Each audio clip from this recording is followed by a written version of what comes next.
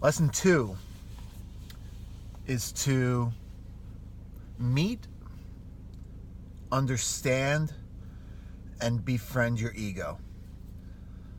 In a lot of self-help spiritual teachings, we're taught to transcend the ego and that the ego is wrong or bad.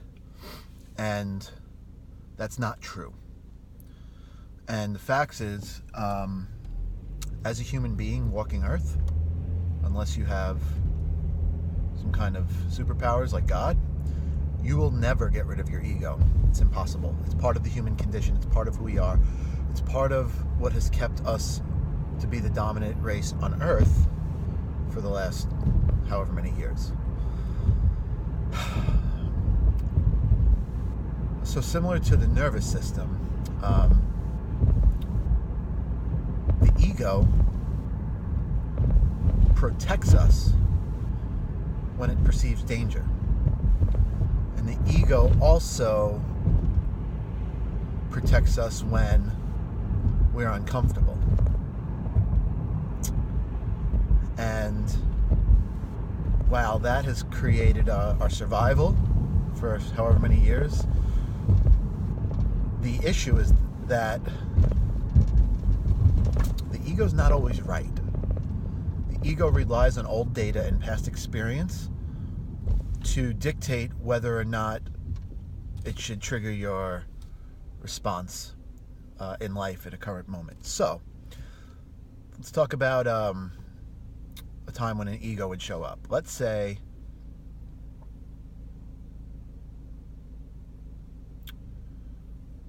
we are going surfing and one of our friends might have got bit by a shark. You go surfing and your ego starts making your heart pound, and you start getting closer and closer to that discomfort, that edge. And everything your ego is doing is protecting you and telling you, no, don't do it. It's sending you into fight or flight. It's sending you into freeze. And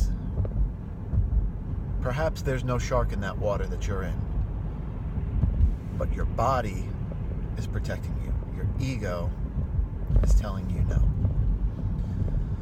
And the game is to choose when to let the ego drive.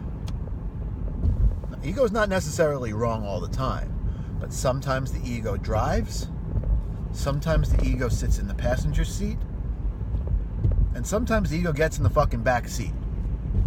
Maybe in this situation with the shark, the ego drives. Maybe if you're about to do a speech on a stage and you fear public speaking, you put the ego in the fucking back seat because he's making you overanalyze the situation. Or maybe you want to start a business and you don't believe you're good enough, and your ego believes that too because of something that's been told to you your whole life. In that case, maybe you put your damn ego in the back seat again. So lesson 3.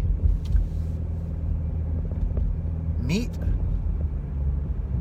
understand, and befriend your ego.